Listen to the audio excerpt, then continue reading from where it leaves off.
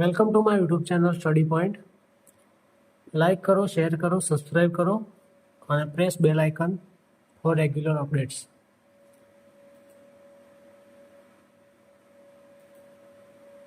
તો મિત્રો, આપણે આર્ટિકલ એ વિશે ભણ્યા હતા. હવે એક બીજો આર્ટિકલ છે, આર્ટિકલ એન. ઇનડિફાઇનાઇટ આર્ટિકલ બે હતા, એક એન અને બીજો એન. તો હવે આજે આપણે એન આર્ટિકલ વિશે ભણીશું. તો સૌથી પહેલો એનો નિયમ છે, એન હંમેશા એકવચન અને ગણી શકાય તેવા સામાન્ય નામની પહેલાં વપરાય છે. એ આર્ટિકલ એ અને એન બંનેનો મતલબ એ જ થાય છે કે એક, એટલે કે એક વચન નામ હોય અને ગણી શકાય હોય તેવા સામાન્ય નામની પહેલા આર્ટિકલ એન વપરાય છે. હવે એનો પ્રથમ નિયમ જોઈએ, સ્વરના ઉચ્ચારણ પ્રમાણે, એટલે કે વોવેલ સાઉન્ડ. આર્ટિકલ એ વિશે ભણ્યા તેમાં જોયું હતું કે સ્વરનો ઉચ્ચાર થાય ત્યારે આર્ટિકલ એન આવે છે અને જો વ્યંજનનો ઉચ્ચાર થાય તો આર્ટિકલ એ લાગે છે. તો અહીંયા જોઈએ, જ્યારે કોઈ શબ્દની શરૂઆત અંગ્રેજી સ્વર એ, ઈ, આઈ, ઓ, યુ એ 5 અંગ્રેજી સ્વર છે તેનાથી થતી હોય અને તેનો ઉચ્ચાર પણ ગુજરાતી સ્વર જે આપણે છે અ, આ, ઈ, ઉ એનાથી થતો હોય ત્યારે એન આર્ટિકલ લાગે છે. ઉદાહરણ આપેલા છે, એન એપલ. તો એપલ એટલે સફરજન, અહીંયા અ ઉપરથી એનો સ્વર થાય છે એટલા માટે. પછી બીજું છે એન એગ એટલે કે ઈંડું. પછી એન અમ્બ્રેલા એટલે છત્રી, અહીંયા યુ આપેલું છે એટલે અંગ્રેજીનો યુ છે પરંતુ તેનો ઉચ્ચાર અમ્બ્રેલા એ રીતે થાય છે એટલા માટે આર્ટિકલ એન આવ્યો. પછી છે એન ઇન્કપોટ એટલે કે શાહીનો ડબ્બો આવે તે. પછી એન ઓરેન્જ, એ રીતે તેમાં ઉચ્ચાર એનો સ્વરથી થતો હોવાથી આર્ટિકલ એન લાગે છે. આગળ જઈએ તો નિયમ નંબર 2, સાયલેન્ટ એચનો નિયમ, એટલે કે હ સાયલેન્ટ હોય ત્યારે. અંગ્રેજીમાં કેટલાક શબ્દો છે જેમાં એનો પ્રથમ અક્ષર હોય છે તે કેટલીક વાર ઉચ્ચારણમાં આવતો નથી, એવા સાયલેન્ટ હોય તેવા શબ્દો જોઈએ. જ્યારે કોઈ શબ્દની શરૂઆત એચથી થતી હોય જે વ્યંજન છે પણ તેનો એચ બોલાતો ન હોય, સાયલેન્ટ હોય અને ઉચ્ચાર સ્વરથી થતો હોય ત્યારે એન આર્ટિકલ વપરાય છે. ઉદાહરણ આપેલા છે, એન અવર.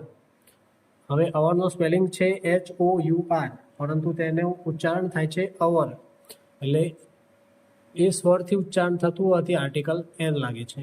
પછી બીજું છે એન ઓનેસ્ટ મેન. તો અહીંયા પણ હોનેસ્ટ નથી વંચાતું, ઓનેસ્ટ વંચાય છે એટલા માટે આર્ટિકલ એન લાગે છે. પછી ત્રીજું છે એન ઓનર. ઓનર એટલે કે સન્માન, આદર. એમાં પણ એવું જ છે, આર્ટિકલ એન લાગે છે કારણ કે હથી ઉચ્ચારણ ના થતા અથી ઉચ્ચારણ થાય છે. અને ચોથું છે એન એર. એર એટલે કે વારસદાર. તો એમાં પણ એચ સાયલેન્ટ છે તેથી આર્ટિકલ એન વપરાય છે. આગળનો ત્રીજો નિયમ જોઈએ તો ટૂંકા નામોનો નિયમ. ટૂંકા નામો એટલે કે આપણે ઘણીવાર શોર્ટ ફોર્મમાં લખ્યા છીએ MLA, member of legislative assembly. તો એને શોર્ટ ફોર્મમાં MLA, પછી MP, મેમ્બર ઓફ પાર્લામેન્ટ, એટલે શોર્ટ ફોર્મ કહીએ છીએ ને એ શોર્ટ ફોર્મ એટલે કે ટૂંકા નામો, તેને અંગ્રેજીમાં કહેવાય એબ્રિવેશન. તો જ્યારે કોઈ પદવી, નોકરી કે શોર્ટ ફોર્મનું પહેલો અક્ષર વ્યંજન એટલે કે કોન્સોનન્ટ હોય પણ જ્યારે તમે તેને બોલો ત્યારે તેનો પહેલો ઉચ્ચાર સ્વર જેવો નીકળે ત્યારે એન વપરાય છે.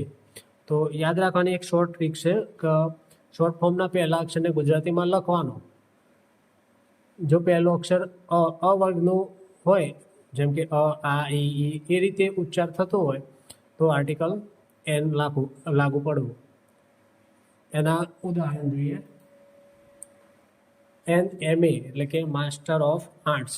માસ્ટર ઓફ આર્ટ્સ પૂરું નથી લખેલું, શોર્ટ ફોર્મ લખેલું છે એટલા માટે એન આર્ટિકલ લાગ્યો. પછી NSP, SP એટલે સુપ્રિન્ટેન્ડન્ટ ઓફ પોલીસ.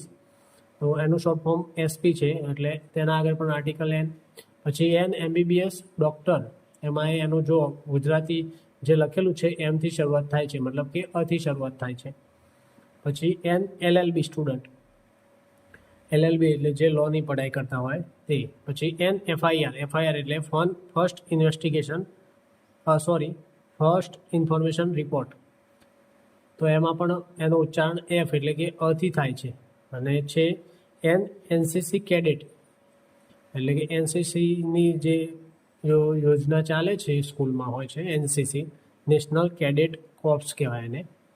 તો એમાં પણ ઉચ્ચારણ એનથી થવાથી આર્ટિકલ એન લાગે છે. પછી આગળ જોઈએ નિયમ નંબર 4. જો નામની પહેલાં કોઈ વિશેષણ આવેલું હોય તો એનો ઉપયોગ નામ પ્રમાણે નહીં પણ વિશેષણના ઉચ્ચાર પ્રમાણે થાય છે.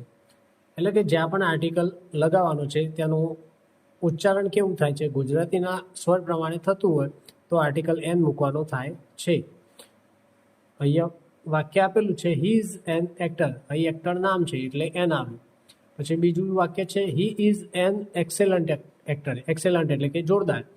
તો અહીં એક્સેલન્ટ વિશેષણ થયું કોનું, એક્ટરનું, તો તેનો ઉચ્ચાર એથી થાય છે એટલે એન આવ્યું. પછી એના નીચે એક બીજું વાક્ય છે હી ઇઝ એક્સેલન્ટ. હવે ઉપરનું વાક્ય છે એમાં he is an excellent actor અને ત્રીજું વાક્ય છે હી ઇઝ એક્સેલન્ટ.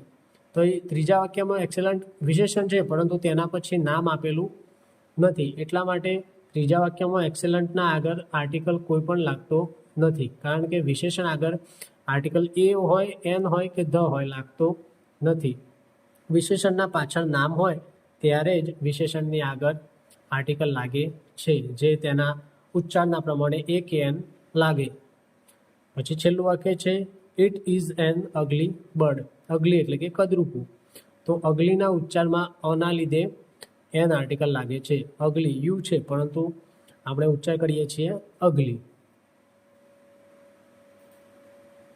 આગળ જોઈએ બીજો નિયમ, નિયમ નંબર 5. સચ, વોટ, ક્વાઇટ, રાધર. તેના પછીનો નિયમ. તો આ વાક્યોમાં આ શબ્દો, જ્યારે વાક્યમાં આ શબ્દો વપરાયો હોય ત્યારે તેની પાછળ એક વચન નામ કે વિશેષણ હોય જેનો ઉચ્ચાર સ્વરથી થતો હોય તો એન આર્ટિકલ લાગે છે. What an interesting story. તો ઇન્ટરેસ્ટિંગ શું છે, સ્ટોરી એ વિશેષણ છે, તેની આગળ આર્ટિકલ એન લાગ્યું છે. પરંતુ અહીંયા જો વોટ એટલે કે અહીંયા પ્રશ્નાર્થની રીતે વોટ વપરાયેલો નથી, ઉદ્ગાર વાક્યમાં વપરાયેલો છે. પાછળ ઉદ્ગાર ચિહ્ન પણ દેખાય છે અને પ્રશ્નાર્થ ચિહ્ન નથી, એટલા માટે. તો વોટ એન ઇન્ટરેસ્ટિંગ સ્ટોરી એટલે કે મતલબ ખૂબ સરસ રસપ્રદ વાર્તા હતી. બીજું વાક્ય છે it is rather an unpleasant situation. મતલબ કે રાધર એટલે કે એવી કે કેવી, અનપ્લીઝન્ટ એટલે કે આમ ગમતી ન હોય તેવી સિચ્યુએશન, ત્યારે રાધર પછી એન આર્ટિકલ વપરાય છે. અને ત્રીજું વાક્ય છે I have never seen such an ugly painting. આપણે આગળ જોયું અગલીવાળું વાક્ય, એ જ રીતે અગલીનું ઉચ્ચાર અથી થતું હોવાથી એન આર્ટિકલ લાગે છે. નિયમ નંબર 6 જોઈએ. દર, પ્રતિ અથવા તો કિંમત એટલે કે રેટ, પ્રાઇઝ અને સ્પીડ દર્શાવવાની હોય ત્યારે આર્ટિકલ ઉચ્ચારણ પ્રમાણે એન લાગે છે. જ્યારે આપણે કોઈ વસ્તુની કિંમત, ઝડપ અથવા તો દર પ્રતિ કલાક કે પ્રતિ કિલોના અર્થમાં દર્શાવવી હોય અને તે શબ્દનો ઉચ્ચાર સ્વરથી થતો હોય ત્યારે એન આર્ટિકલ વપરાય છે. This car runs 20 kilometres an hour. અહીંયા અવર જેનું ઉચ્ચારણ અથી થતું હોવાથી એન આર્ટિકલ લાગે છે, એટલે કલાકના 20 કિલોમીટર કાપે છે એવું કહેવા માંગે છે. પછી બીજું વાક્ય છે apples are sold at 80 rupees an apple. એટલે કે એક સફરજનના 80 રૂપિયા એ પ્રમાણે મતલબ સફરજન વેચાય છે. એક સફરજનના 80 રૂપિયા. તો અહીંયા એપલના આગળ એનું ઉચ્ચારણ અથી થતું હોવાથી એન આર્ટિકલ લાગે છે. પછી આગળ જોઈએ નિયમ નંબર 7. કોઈ અજાણી વ્યક્તિનો ઉલ્લેખ કરવા માટે. અજાણી વ્યક્તિ એટલે કે કોઈ વ્યક્તિનું નામ હોય તે આપણે પ્રોપર નાઉનમાં મૂકીએ છીએ, તો પ્રોપર નાઉનમાં આર્ટિકલ આવતો નથી, પરંતુ જે રીતે આર્ટિકલ એમાં આપણે જાણ્યું હતું કે કોઈ અજાણી વ્યક્તિ હોય તો એના નામની આગળ આપણે કોઈકના અર્થમાં આર્ટિકલ એ લગાવતા હોઈએ છીએ. એ જ રીતે અહીંયા એન આર્ટિકલ પણ લાગે છે. જો એ નામ, જે નામની આગળ આપણે આર્ટિકલ મૂકવાનો થાય છે એ નામ જો સ્વરથી ઉચ્ચાર થતું હોય તો આર્ટિકલ એન આવશે, અને વ્યંજનથી ઉચ્ચાર થતું હોય તો આર્ટિકલ એ આવશે. તો સામાન્ય રીતે કોઈ વ્યક્તિના નામ જેમ કે આશા, અમિત આગળ આર્ટિકલ આવતો નથી, પણ જ્યારે કોઈ વ્યક્તિ આપણા માટે તદ્દન અજાણી હોય, આપણે તેને ઓળખતા ન હોઈએ, બસ નામ ખબર હોય, ત્યારે એન વાપરી શકાય. વાક્ય આપેલું છે, N Amit Shah came to meet you yesterday, મતલબ કે ગઈકાલે કોઈ અમિત શાહ નામના વ્યક્તિ તમને મળવા આવ્યા હતા, જેને હું ઓળખતો નથી. હવે આ જેનો હું ઓળખતો નથી એ આપણા ઇંગ્લિશ વાક્યમાં લખેલું નથી, પરંતુ આગળ અમિતના આગળ એન આર્ટિકલ આપેલું છે, તો આ આર્ટિકલનો નિયમ આ છે, એના આધારે આપણને ખબર પડે કે આ વ્યક્તિને હું ઓળખતો નથી, અથવા તો નહીં તો પછી એકલું અમિત લખેલું હોત અમિત શાહ, તો આપણો ઓળખતો વ્યક્તિ હોત એવું બની શકે. એટલે જ્યારે પણ પ્રોપર નાઉન હોય વ્યક્તિવાચક, તેની આગળ આર્ટિકલ આપેલો હોય, ત્યારે એમ સમજવું કે તે વ્યક્તિને આપણે નામ પૂરતો જ ઓળખીએ છીએ, બાકી એના વિશે કશું જાણતા નથી. આગળ નેક્સ્ટ નિયમ જોઈએ. નિયમ નંબર 8, એટલે કે ઓથી શરૂ થતા પણ એન ન લેતા હોય. એટલે કે ઓ શું છે?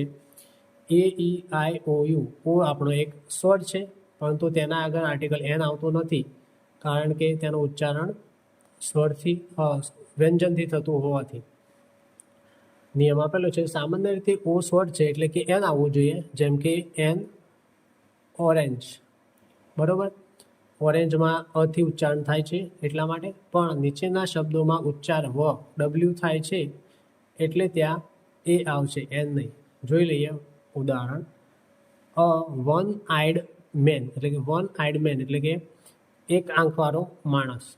તો અહીંયા આઈમાં તો આનું ઉચ્ચારણ થાય છે, પરંતુ એના આગળ વન લખેલું છે.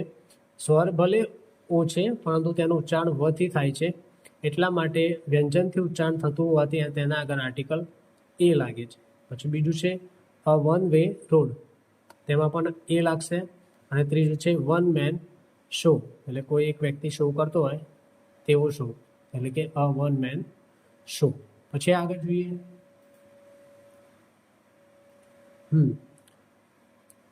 તો અંગ્રેજીમાં આર્ટિકલ મૂકવા માટે એન માટે એટલું જ ધ્યાન રાખવાનું છે કે અંગ્રેજી અક્ષર ગમે તે હોય, જો શબ્દને તમે મોઢેથી બોલતી વખતે પહેલો અક્ષર ગુજરાતીના કક્કાના સ્વર આ ઈ ઉ એ ઓ ઔ અમ એનાથી શરૂ થતો હોય તો જ એન મૂકો, બાકી બધે એ અથવા તો ધ આર્ટિકલ લાગે.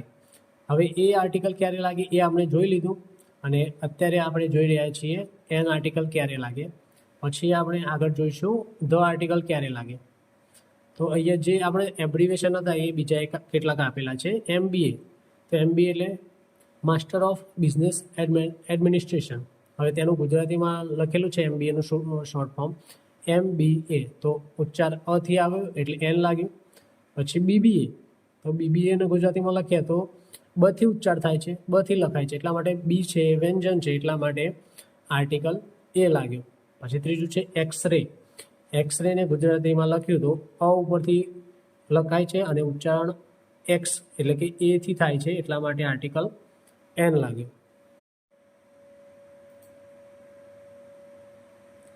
મિત્રો, આપણે એન આર્ટિકલ વિશે જોયું. હવે આગળ જોઈએ ધ આર્ટિકલ વિશે. ધ આર્ટિકલ એટલે કે ડેફિનેટ આર્ટિકલ, એટલે કે નિશ્ચિત આર્ટિકલ. તો ધ આર્ટિકલ ક્યારે વાપરવો? તો ધ ત્યારે વાપરવો જ્યારે સાંભળનાર કે વાંચનારને ખબર હોય કે તમે ચોક્કસ વ્યક્તિ, વસ્તુ અથવા તો સ્થાનની વાત કરી રહ્યા છો. ઉદાહરણ આપેલું છે, we entered a room, the room was clean, મતલબ કે અમે રૂમમાં પ્રવેશ કર્યો અને તે રૂમ ચોખ્ખો હતો. તો અહીંયા કયા રૂમની વાત છે? જે રૂમમાં અમે પ્રવેશ્યા તે રૂમની વાત છે, એટલા માટે અહીંયા ધ આર્ટિકલ રૂમ આગળ લાગ્યું છે. જ્યારે પહેલા વાક્યમાં તમે જુઓ છો રૂમ આગળ આર્ટિકલ એ લાગ્યું છે, જ્યારે બીજા વાક્યમાં રૂમ આગળ આર્ટિકલ ધ લાગ્યું છે. કારણ કે એક જ વસ્તુ છે રૂમ, તે જ રૂમને આપણે બીજા વાક્યમાં રિપીટ કરીએ છીએ, તે વખતે તે જ શબ્દ આગળ આર્ટિકલ ધ લાગે છે ચોક્કસતાના કારણથી. બીજું સેન્ટેન્સ છે pass me the book on the table, મતલબ કે મને બુક આપો અથવા તો પાસ કરો. કઈ બુક? તો જે બુક ટેબલ પર પડી છે તે જ બુક, એટલે કોઈ ચોક્કસ બુકની વાત થતી હોવાથી બુક આગળ આર્ટિકલ ધ લાગે છે. પછી નેક્સ્ટ જોઈએ નિયમ નંબર સૌથી પહેલા એક છે અજોડ અને જગતમાં એકમાત્ર વસ્તુઓ માટે કે યુનિક ઓબ્જેક્ટ હોય તેવી વસ્તુઓ આગળ આર્ટિકલ ધ લાગે છે. અને બીજું જે વસ્તુ સમગ્ર બ્રહ્માંડમાં માત્ર એક જ છે તેની આગળ ધ આર્ટિકલ લાગે છે. તો બ્રહ્માંડમાં શું છે? સૂર્ય, ચંદ્ર, તારાઓ, પૃથ્વી, એ બધું છે. હવે તારાઓ તો ઘણા બધા છે એટલા માટે તેની આગળ નહીં આવે, પણ સૂર્ય એકનો એક છે એટલે ધ સન. પછી ચંદ્ર પણ એક છે, ધ મૂન. પૃથ્વી પણ એક છે, ધ અર્થ. આકાશ પણ એક જ છે.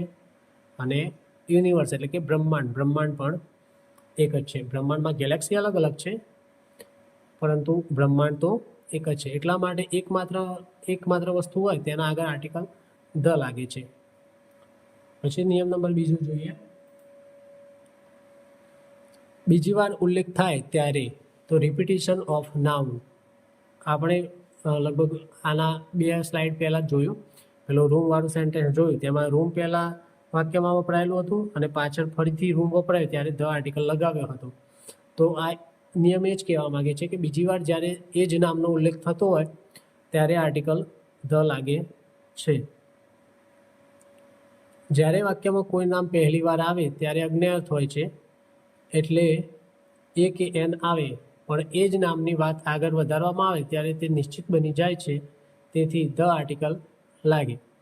વાક્ય આપેલું છે I saw a doctor, the doctor was very polite, મતલબ કે મેં એક ડૉક્ટર જોયા, તે ડૉક્ટર ખૂબ નમ્ર હતા. તો જો પ્રથમ વાક્યમાં ડૉક્ટર વિશે વાત છે, બીજા વાક્યમાં પણ ડૉક્ટર વિશે વાત છે, પરંતુ પ્રથમ વાક્યમાં એક ડૉક્ટરની વાત છે અને ડૉક્ટરનો ઉચ્ચાર ડ એટલે કે વ્યંજનથી થતો હોવાથી ડૉક્ટર આગળ આર્ટિકલ એ લાગ્યું છે. પરંતુ બીજા વાક્યમાં તે જ ડૉક્ટરની વાત થાય છે જે ડૉક્ટરને મેં જોયા, તે ડૉક્ટર ખૂબ નમ્ર હતા. તો એટલા માટે બીજા વાક્યમાં ડૉક્ટરની આગળ ધ આર્ટિકલ વપરાય છે.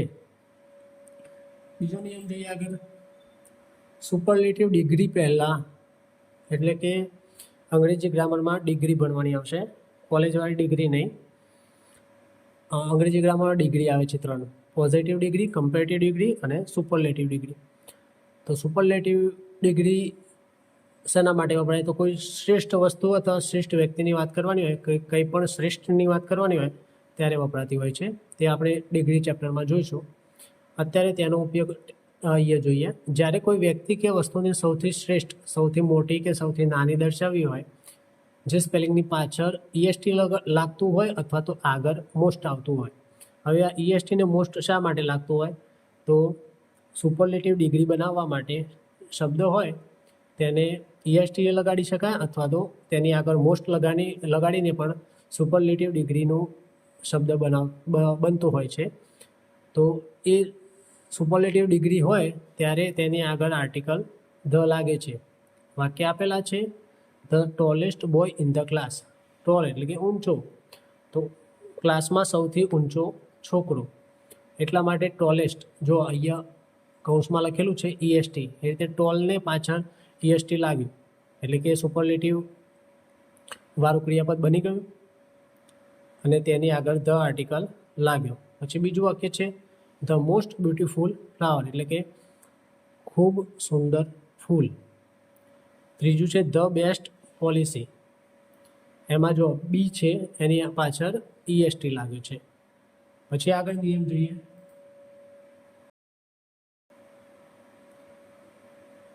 નિયમ નંબર 4: નદીઓ, પર્વતમાળાઓ અને મહાસાગરોના નામ પહેલા, જગતના એટલે કે વિશ્વના મોટા જળાશયો અને ભૌગોલિક સ્થળોના નામ આગળ.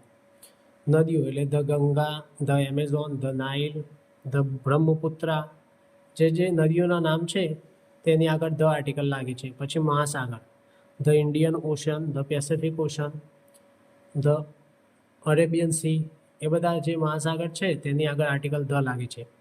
અને પછી છે પર્વતમાળાઓ, એટલે કે એક પર્વત નહીં પણ પર્વતની ઘણી બધી પર્વતની માળાઓ હોય આખી ચેન બનતી હોય તેની આગળ પણ આર્ટિકલ ધ લાગે છે.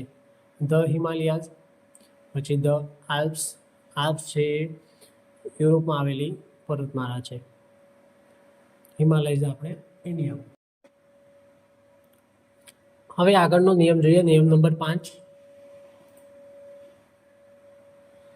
નિયમ નંબર 5 છે પવિત્ર ગ્રંથો, અખબારો એટલે કે સમાચાર પત્ર અને દિશાઓના નામ પહેલા. તો ધાર્મિક ગ્રંથો છે ધ ભગવદ્ ગીતા, એની આગળ ધ આવશે. પછી ધ બાઇબલ, ધ કુરાન. પછી એ જ રીતે મહાભારત અને રામાયણ એ પણ એક પવિત્ર ગ્રંથો છે, મતલબ કે મહાકાવ્ય છે. તે પણ એકમાત્ર છે, એટલા માટે તેની આગળ પણ આર્ટિકલ ધ આવશે. The Mahabharat, the Ramayan. પછી છે વર્તમાન પત્રો એટલે કે સમાચાર પત્રો. The Times of India, the Gujarat Samachar. એ રીતે જેટલા પણ વર્તમાન પત્રો છે તેના નામની આગળ આર્ટિકલ ધ લાગે છે. પછી દિશાઓ કેટલી? 4. The east, the west, the north અને ધ સાઉથ. આપણે ન્યૂઝ જોઈએ છે તો ન્યૂઝનું સ્પેલિંગ શું છે? NEWS. તો એમાં એનનો મતલબ નોર્થ, ઈનો મતલબ ઈસ્ટ, પછી ડબલ્યુનો મતલબ વેસ્ટ અને એસ એટલે કે સાઉથ. એ રીતે ન્યૂઝ બને છે.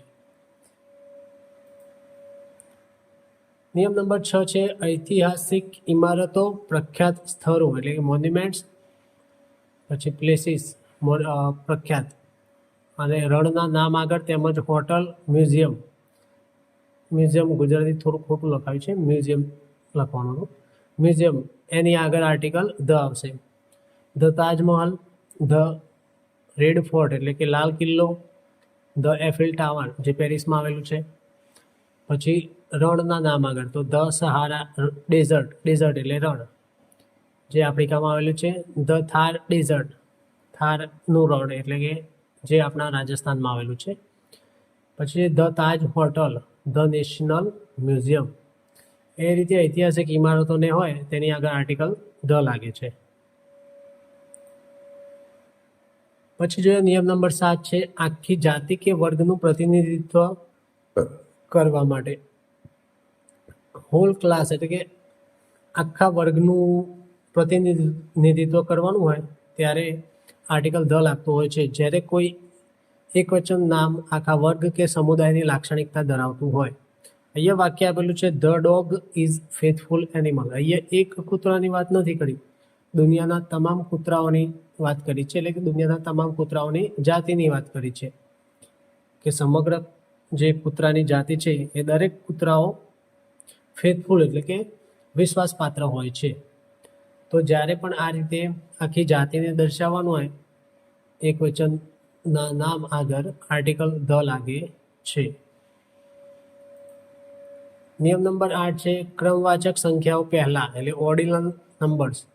The first, the second, the third, the last, the fourth, the fifth. એ રીતે જે ક્રમવાચક સંખ્યા હોય છે તેના પહેલા આર્ટિકલ ધ લાગે છે. આગળ જોઈએ નિયમ નંબર 9 દેશોના નામ આગળ ખાસ શરતે. સામાન્ય રીતે દેશના નામ આગળ આર્ટિકલ આવતો નથી, પરંતુ જો દેશના નામમાં રિપબ્લિક, કિંગડમ, પછી સ્ટેટ્સ કે યુનિયન જેવા શબ્દો હોય અથવા નામ બહુવચનમાં હોય ત્યારે ધ લાગે છે. ઉદાહરણ આપેલા છે ધ રિપબ્લિક ઓફ ઇન્ડિયા, આપણો દેશ ભારત. પછી ધ યુએસએમાં યુનાઇટેડ સ્ટેટ્સ ઓફ અમેરિકા એટલે સંયુક્ત રાજ્ય America. The UK United Kingdom. The UAE એટલે કે યુનાઇટેડ અરબ એમિરાત જ્યાં દુબઈ આવેલું છે. પછી બહુવચનવાળા જે બહુવચન લાગતું હોય દેશના નામમાં તેની આગળ પણ આર્ટિકલ લાગે છે. તેના ઉદાહરણ છે ધ નેધરલેન્ડ્સ, ધ ફિલિપાઇન્સ અને ધ માલદીવ્સ. જેમાં માલદીવ્સ છે એ ટાપુનો દેશ છે એવું કહેવાય છે, ટાપુથી બનેલો દેશ છે. એટલે એ બધા બહુવચનના નામ દેશના નામમાં બહુવચન તરીકે વપરાયેલું છે એસ લગાવીને, એટલા માટે તેની આગળ આર્ટિકલ ધ લાગે છે. હવે નિયમ નંબર 10 છે સરખામણી કરવા માટે ડબલ કમ્પેરેટિવ્સ. આપણે આગળ જોયું હતું સુપરલેટિવ ડિગ્રી હોય ત્યારે પણ આર્ટિકલ ધ લાગે છે અને અહીંયા સરખામણી કરવાની હોય.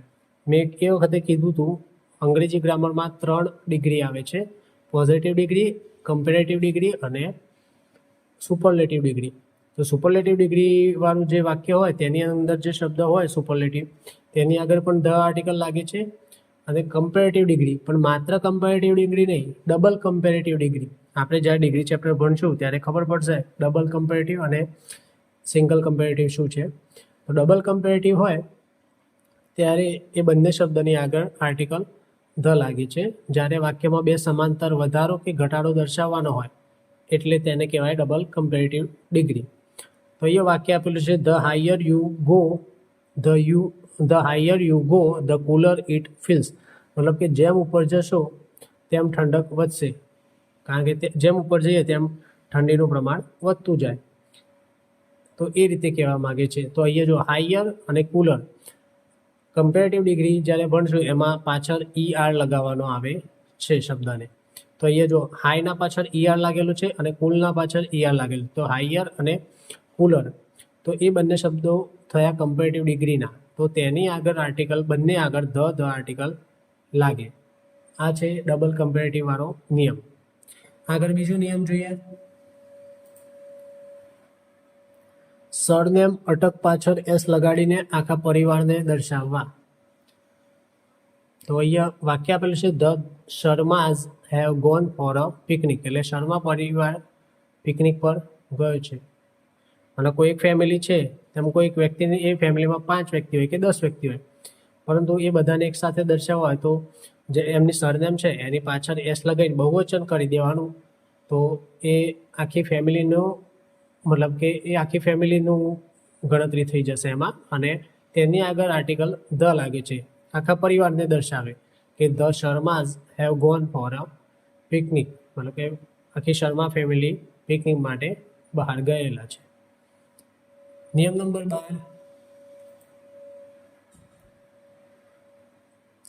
વાદ્ય યંત્રો મ્યુઝિકલ ઇન્સ્ટ્રુમેન્ટ્સના નામ પહેલા. તો અહીંયા જ્યારે કોઈ મ્યુઝિકલ ઇન્સ્ટ્રુમેન્ટ વગાડવાની વાત કરવાની હોય ત્યારે તેની આગળ ધ આર્ટિકલ લાગે છે. She can play the piano, મતલબ કે તે પિયાનો વગાડી શકે છે. તો એ પિયાનો છે વાદ્ય યંત્ર છે, તો તેની આગળ ધ આર્ટિકલ આવે છે. પછી he is learning the guitar, તો તે ગિટાર શીખી રહી છે, મતલબ તે ગિટાર શીખી રહ્યો છે. તો એ ગિટાર આગળ પણ ધ આર્ટિકલ લાગે છે.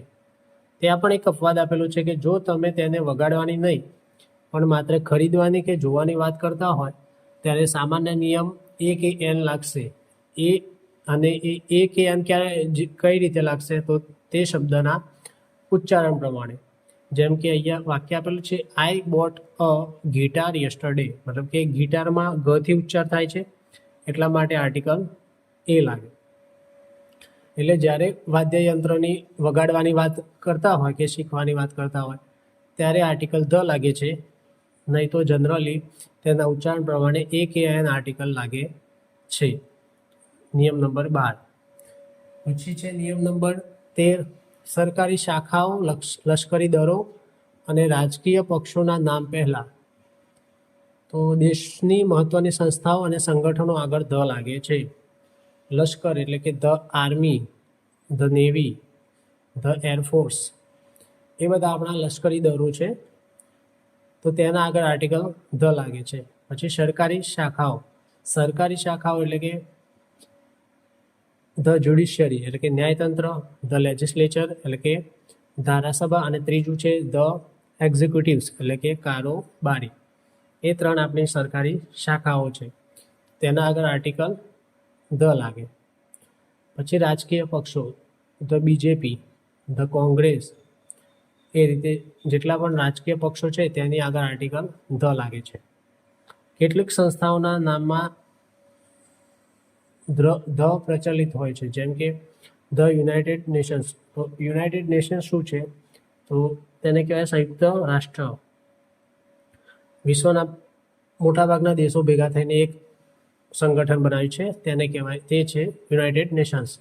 તો તેની આગળ ધ આર્ટિકલ લાગે. પછી ધ વર્લ્ડ બેંક, વિશ્વની બેંક, તેની આગળ પણ ધ આર્ટિકલ લાગે છે. નિયમ નંબર 14 જોઈએ.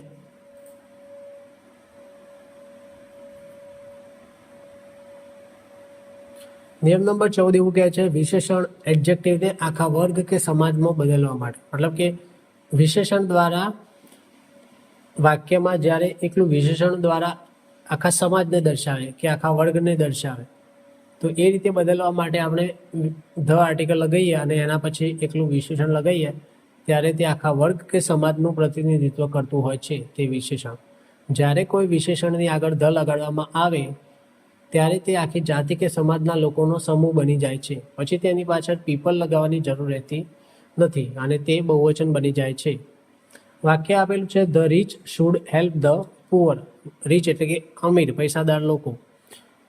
તો અહીંયા એવું વાક્ય કહે છે કે પૈસાદાર લોકોએ ગરીબ લોકોની મદદ કરવી જોઈએ. અહીંયા લખ્યું છે બધા પૈસાદાર લોકો અને બધા ગરીબ લોકો.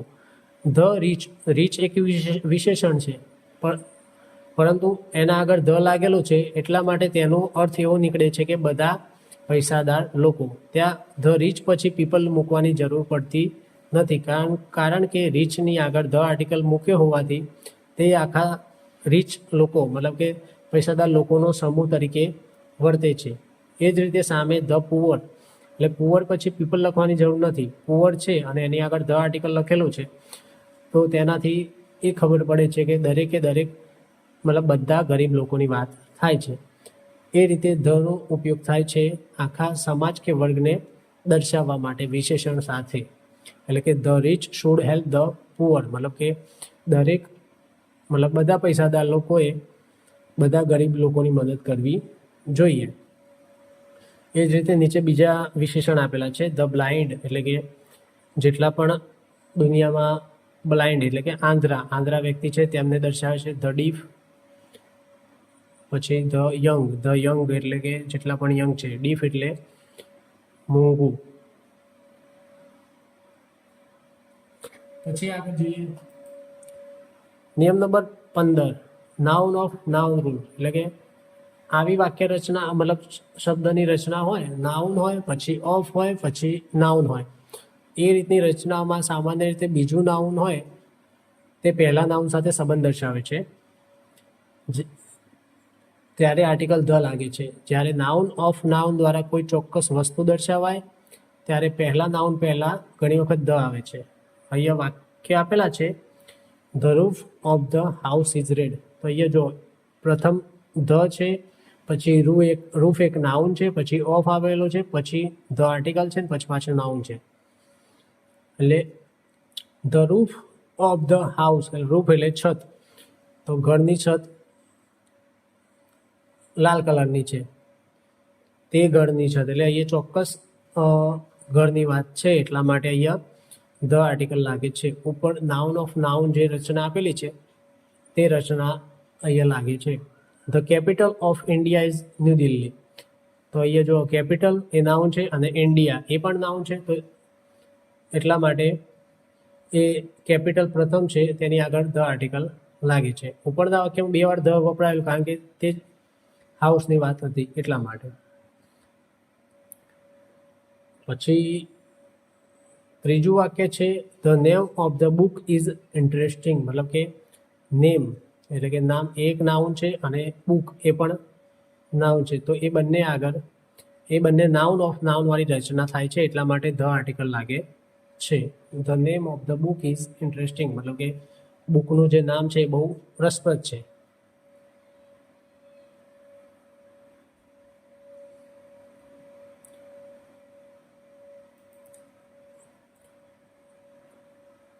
હવે આપણે આ જે નિયમ જોયો નાઉન ઓફ નાઉન, તો તેમાં પોઝેસિવ એસ અને ઓફનો તફાવત જોઈ લઈએ.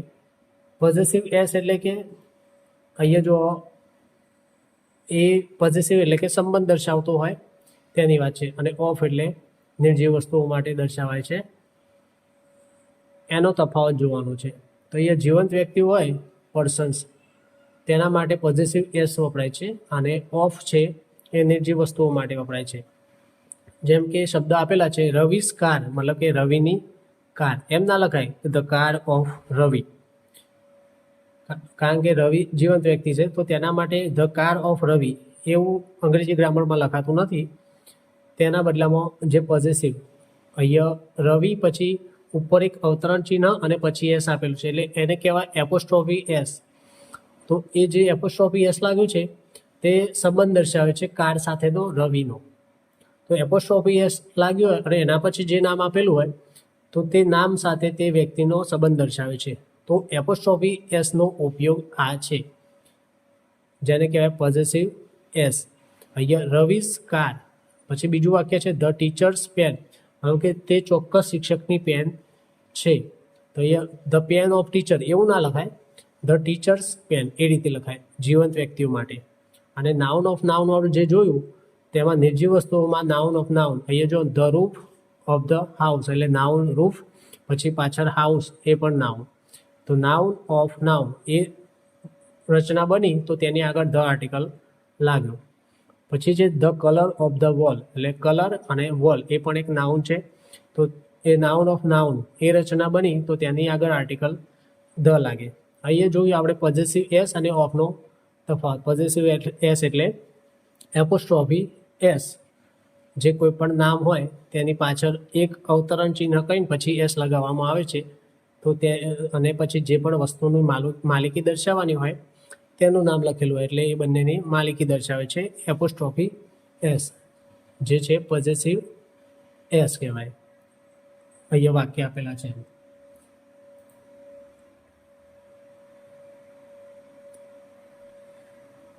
હવે નિયમો જોયા, હવે અપવાદ જોઈ લઈએ કેટલાક. તો પર્વતના નામ હોય તેની આગળ આર્ટિકલ લાગતા નથી, પરંતુ પર્વતમાળા હોય તેની આગળ આર્ટિકલ લાગે છે. આપણે આગળ નિયમમાં જોયું પર્વતમાળા હોય આખી તેની આગળ આર્ટિકલ લાગતા હોય છે, પરંતુ એક સિંગલ પર્વત હોય તેની આગળ આર્ટિકલ લાગતા નથી. જો આખી પર્વતમાળા હોય તો ધ હિમાલયસ સાચું છે, પણ જો કોઈ એક જ પર્વતનું શિખર કે ચોટીની વાત હોય ત્યારે ધ ક્યારે વાપરવું નહીં. અહીંયા આપણે હિમાલય પર્વત એમ કરીએ છીએ, પણ હિમાલય પર્વત નહીં, હિમાલય આખી પર્વતમાળા છે. તેની અંદરથી બીજા બધા શિખરો નીકળતા હોય છે, માઉન્ટ એવરેસ્ટ, પછી પેલું K2 છે, એ રીતે. જેમ કે ઉદાહરણ આપેલું છે mount Everest. The mount Everest ખોટું છે, કારણ કે માઉન્ટ એવરેસ્ટ એક શિખર છે. માઉન્ટ આબુ એ એક શિખર છે. ગિરનાર એક ચોટી છે અથવા શિખર છે. જ્યારે ધ અરવલ્લી આખી પર્વતમાળા છે, છેક દિલ્હીથી લઈને આપણે અહીંયા અરવલ્લી સુધી ફેલાયેલી છે. એટલા માટે છેક ત્યાંથી અહીંયા સુધી આખી પર્વતમાળા ફેલાયેલી છે, એટલા માટે તેની આગળ ધ આર્ટિકલ લાગે છે. પછી ધ આલ્પ્સ પર્વતમાળા જે યુરોપમાં આવેલી છે. ધ એન્ડીઝ પર્વતમાળા જે દક્ષિણ અમેરિકામાં આવેલી છે. અને ધ રોકીઝ જે ઉત્તર અમેરિકામાં આવેલી છે. એટલે અપવાદ એટલું જ છે કે આખી પર્વતમાળા હોય તેની આગળ આર્ટિકલ ધ લાગે છે, અને એક સિંગલ પર્વત હોય અથવા તો શિખર હોય કે ચોટી હોય તો તેના આગળ આર્ટિકલ લાગતો નથી. અપવાદ બીજો જોઈએ, ભાષાઓ અને વિષયોના નામ આગળ. તો દુનિયાની કોઈ પણ ભાષા કે ભણવાના વિષય આગળ ધ આર્ટિકલ લાગતો નથી. English is an international language. તો અહીંયા ઇંગ્લિશ છે એ ભાષા છે. અહીંયા પાછળ દર્શાવ્યું છે ઇંગ્લિશ એ મતલબ આંતરરાષ્ટ્રીય ભાષા છે. તો અહીંયા જો ઇન્ટરનેશનલ એટલે આંતરરાષ્ટ્રીય, તો ઇન્ટરનેશનલનો ઉચ્ચારણ ઈથી થતો હોવાથી તેની આગળ આર્ટિકલ એન લાગેલો છે. પરંતુ ઇંગ્લિશમાં પણ ઈથી ઉચ્ચાર થાય છે, પરંતુ ઇંગ્લિશ એક ભાષાની વાત છે એટલા માટે ઇંગ્લિશ આગળ આર્ટિકલ લાગેલો નથી. અહીંયા કૌંસમાં લખેલું છે ધ ઇંગ્લિશ, ખોટું છે. જો તમે ધ ઇંગ્લિશ લખો તો તેનો અર્થ અંગ્રેજો એવો થઈ જાય. આપણે એવું લખીએ કે ધ ઇંગ્લિશ તો શું થઈ જાય? અંગ્રેજો. એટલે કે ધ ઇંગ્લિશમેન, મતલબ કે ધ ઇંગ્લિશમેન એટલે કે તે અંગ્રેજ માણસ એવું ઉચ્ચારણ થાય. The English ruled on India, મતલબ કે અંગ્રેજોએ આપણા પર શાસન કર્યું એવો અર્થ થાય. પછી વિષયોના નામ આગળ, mathematics is difficult. The mathematics ખોટું કહેવાય. એટલે કે વિષયો હોય જેટલા પણ કેમેસ્ટ્રી, ફિઝિક્સ, મેથ્સ, સાયન્સ દરેકની વિષયના નામ આગળ આર્ટિકલ આવતો નથી. પછી છે અપવાદ 3 બીમારીઓ ડિસીઝના નામ આગળ સામાન્ય રીતે કોઈ રોગના નામ આગળ ધ નથી આવતું, જેમ કે કેન્સર, કોલેરા, ફીવર, પરંતુ 4 બીમારી જે અપવાદમાં છે તેની આગળ આર્ટિકલ લાગે છે. ધ મિઝલ્સ એટલે કે ઓરી છબડા કહીએ છીએ ને તે. પછી ધ મમ્સ એટલે ગાલપચોડિયું, લાપોટ્યું કહીએ. ધ રિકેટ્સ છે એ બાળકોમાં થતો હાડકાનો એક રોગ છે, વિટામિન ડીની ઉણપથી થાય. અને ચોથો છે ધ પ્લેગ. આ 4 બીમારી છે, તેના સિવાય બીજા કોઈ પણ રોગ આગળ આર્ટિકલ લાગતો નથી. પછી અપવાદ 4 છે શાળા, કોલેજ, મંદિર, હોસ્પિટલ. આ જે શાળા, કોલેજ, મંદિર, હોસ્પિટલ છે તેના પ્રાઇમરી પર્પસ રૂલ એટલે કે નીચે લખેલું છે, જો તમે આ જગ્યા ઉપર તેના મુખ્ય હેતુ માટે જાઓ તો આર્ટિકલ ન આવે, પણ જો કોઈ અન્ય કામ માટે જાઓ તો ધ આર્ટિકલ આવે. શાળામાં બાળકો શું કરવા જાય? ભણવા માટે જાય. તો I go to school to study. તો સ્ટડી કરવા માટે હું શાળાએ જાઉં છું. તો શાળામાં શું કરવાનું હોય? સ્ટડી જ કરવાનું હોય. તો તેનો પ્રાઇમરી હેતુ થયો, મતલબ પ્રાથમિક હેતુ શું છે? મુખ્ય હેતુ શાળામાં જવાનો, ભણવા જવાનો. એટલા માટે તેની આગળ આર્ટિકલ લાગતો નથી.